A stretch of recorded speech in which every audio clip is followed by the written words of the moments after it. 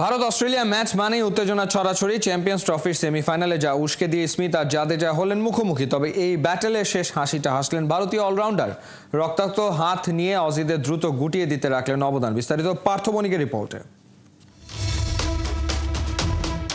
দুবাইয়ে ভারত অস্ট্রেলিয়ার high voltage semifinal. Toss জিতে ব্যাট করতে নামা অজিদের তখন পরীক্ষা নিচ্ছে ভারতীয় বোলাররা।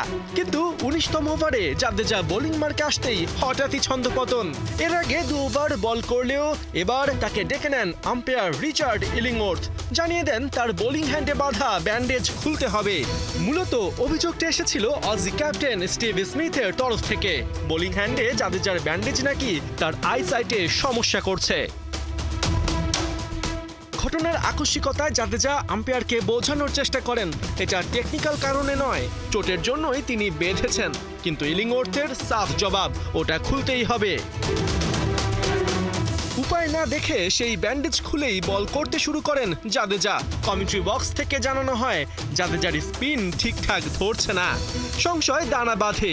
তবে কি ওই ব্যান্ডেজ বলে বাড়তি স্পিন আদায়ের জন্যই ছিল?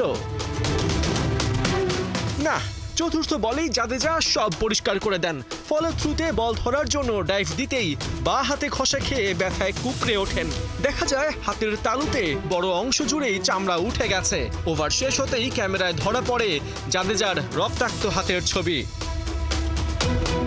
তবে এতেও থেমে থাকেননি রবীন্দ্র জাদেজা। ২৩তম ওভারে দারুণ এক কুইকারে তুলে নেন লাবু সেনের উইকেট। অজি ব্যাটারকে ফেরান ২৯ রানে।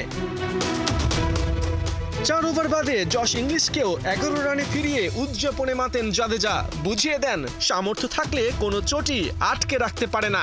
জেদকে অস্ত্র বানানোর কৌশলটা ভারতের ক্রিকেটাররা ভালোই জানেন।